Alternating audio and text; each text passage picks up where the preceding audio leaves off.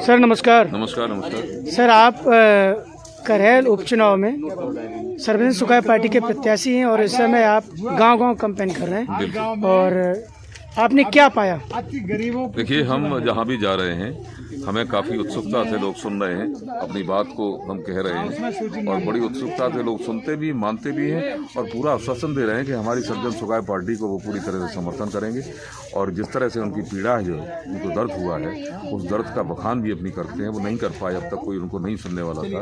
आज हमारा सुनने वाला भी आ गया है। उनको लगता है कि हमारा सुनने वाला भी है, हमारी पार्टी भी सुनने वाली है और हमारा प्रत्याशी भी सुनने वाला है। तो लगता है कि सारा समाज हमारे साथ बिल्कुल एकदम सामने आ रहा है, हमारे साथ देने के लिए पूरी तरह तत्पर है और मुझे लगता है कि ऐसे यही माहौल बना रहा तो करहल का चुनाव एक तरफा चुनाव हो जाएगा और सर्वजन सुखाय पार्टी जीतेगी।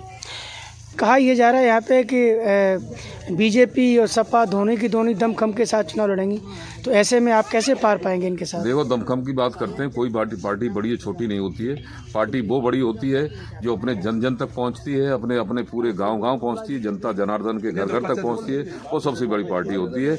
और जो अपने विचारों को, अपने नीतियों को, अपने उसूलों को समझा देती है, वो सबसे बड़ी पार्टी होती है। बड़े बड़े तख्तों को पलटने हमने देखा है, तख्ता पलट भी होते हैं दुनिया में, तो यहाँ पता नहीं है कहाँ तख्ता पलट हो जाए। जनता जनार्दन के ऊपर डिपेंड करता है, देखो क्या होता है। सर बहुत बहुत धन्यवाद। आपने ये मसाल अपने हाथों में उठानी पड़ेगी और उठा करके अपने बच्चों के लिए ये आज़ादी प्राप्त करनी पड़ेगी। हमारी पार्टी का चुनाव चिन्ह अभी नहीं है, क्योंकि 14 महीने की पार्टी है। पहली बार हम चुनाव लड़ने जा रहे हैं। हमारा 23 तारीख को नामांकन होगा। 23 तारीख को नामांकन होगा और 30 तारीख को हमको हमारा चुनाव चिन्ह मिलेगा। जैसे 30 तारीख को चुनाव चिन्ह मिलेगा, रातों रात में हम वो पूरे चुनाव चिन्ह छपवा करके आपके चरणों में आपका चुनाव चिन्ह समर्पित करेंगे। जो भी चुनाव चिन्ह मिले, सर्वजन सुखाय पार्टी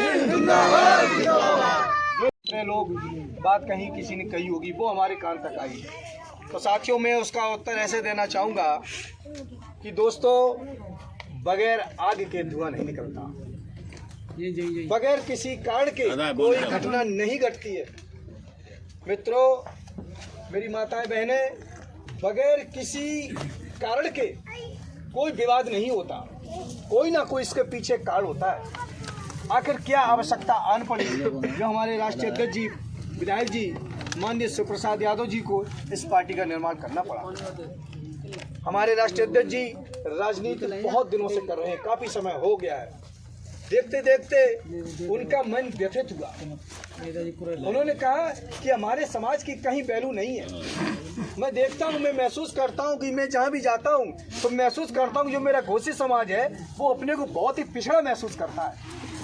जहाँ राष्ट्रीय अध्यक्ष जी गए, चूंकि हमारे समाज का नेतृत्व करते थे, तो वो सम्मान नहीं प्राप्त हुआ जो होना चाहिए था। यहाँ तक कि ये समाजवादी पार्टी जो थी वो चुनाव से पहले आती है तो हमको यादव बनाती है और चुनाव जैसे निकल जाती है वैसे ही इनकी आपसी, आपको एहसास नहीं होगा, इनकी आपसी विचार जब जो 2 लोग 3 लोग बैठते हैं तो वो शब्दों से हम लोगों को संबोधित करते हैं कि आपको सुना नहीं जाएगा। हमें अगर सम्मान घुसी कह के दे दे फिर भी हमको एहसास होता है, अच्छा लगता है। हमको साहब ये घुसिया कहते हैं। घुसिया मेरा वोट मैंने उनको फर्श से अर्श पे पहुंचाया और हम सब घुसिया है। जागो बटेश्वर बाई को ठोन नहीं, सब कुछ हमने इनको दिया। क्या था साहब इनके पास? अरे हम भी तो याद है सर, आप भी याद हो, हमें आपने बंटवारा कैसे किया? एक छोटी सी घटना बताएंगे सर। हम कभी समाजवादी पार्टी में थे तो मैंने महसूस किया, एक हमारे यहाँ चंदगी राम ब्लॉक प्रधान संघ के मंडल अध्यक्ष हुआ करते थे जो मैनपुरी फाटक पर रहते इटावा में। तो एक बार अभी मित्रों के साथ मेरा आना जाना रहता था पार्टी में, तो मैं वहाँ आता जाता रहा। कुछ दिनों बाद चंदगी राम ने हमसे एक प्रश्न किया। जब उनको पता चला, बोला विनय भाई तुमने कभी बताया नहीं, तुम घोसी आई रहो। आप मेरे भाइयों ये बताओ, ये किस प्रश्न का उत्तर था कि मैं घोसी हूँ, क्या मैं यादव नहीं हूँ? ये प्रश्न उन्होंने क्यों किया हमसे? जैसे कोई हमारे बीच में कोई बंदा बैठ जाए आगे, कोई व्यक्ति, कोई शख्स, और हम कह रहे हैं यार ये कौन बैठ गया यार, जी किसे ले आए यार तुम? मुझे बड़ा कष्ट हुआ सर। मैंने कहा ये प्रश्न फिर मैंने मुझसे रहा नहीं गया। मैंने कहा प्रधान जी ये आपने कैसे पूछा? मैंने पूछा तो वो अकबकाने लगी और फिर घबरा के बोले सोचा होगा उन्होंने कि मैंने गलत प्रश्न कर दिया। हालांकि उन्होंने ऐसे ही कह दिया, वैसे नहीं कहा। अगर सोच के कहते तो वो कहते नहीं कभी ये बात, क्योंकि गंभीर बात थी बहुत ये। लेकिन उनके मुंह से निकल गई, दर्द दिल की बात थी, निकल गई। तो हमने ज्यादा कुरेदा तो कहने लगे ऐसी कोई बात नहीं, तुम्हारी बड़ी बड़ी आंख है, तुम बहुत चालाक हो, घुसिया चालाक हो। घुसिया सच बता रहा हूँ। हाँ साहब, ये मुझसे उन्हें चंद्रगिरी राम ने स्वयं कहा, मुझसे स्वयं कहा। जो बात है जब प्रेमदास कठेरिया सांसद हुआ करते थे इटावा की, हमारे राष्ट्रीय अध्यक्ष जी ने पार्टी का निर्माण नहीं किया था, तब की बात है। तो मुझे इसका कष्ट हुआ। और जब राष्ट्रीय अध्यक्ष जी ने एक मंच बनाया तो मैंने सबसे जाके सदस्यता ली पहले। मैंने कहा आज हमारा घर का आदमी कोई निकला है, इसी का 56 इंच का सीना है और तो सब साले ऐसे ही बेकार है, ये मेरा आदमी निकला है, अब मैं जाके इसके फैसला लूंगा। उसके बाद राष्ट्रीय अध्यक्ष जी ने मुड़ के नहीं देखा। कुछ समय बाद हमारे नेता ने एक पार्टी का निर्माण किया जिसका नाम था सर्वजन सुखाय पार्टी। सर्वजन सुखाय पार्टी जिंदाबाद, प्रसाद यादव जिंदाबाद।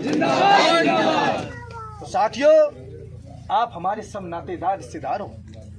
इससे ज्यादा हमारे राष्ट्रीय अध्यक्ष जी आपको ज्यादा बताएंगे।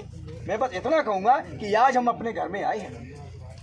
कहावत सुनी होगी, पराया घर थूक का डर। आज मुझे बड़ी खुशी महसूस होती है जब मैं अपने गांव में जाता हूँ, इन बच्चियों को, इन बच्चों को देखता हूँ, आप सबको, तो मैं सोचता हूँ इस गांव में रिश्तेदारी है। मेरी इन गांव में बुआ भी आई हैं, मेरे इस गांव में बहनें भी आई हैं। मुझे खुशी होती है कि मुझे नहीं लगता मैं कहीं किसी अन्य गांव आया, मुझे लगता है मैं अपने रिश्तेदारों को बीच में बैठा हूँ।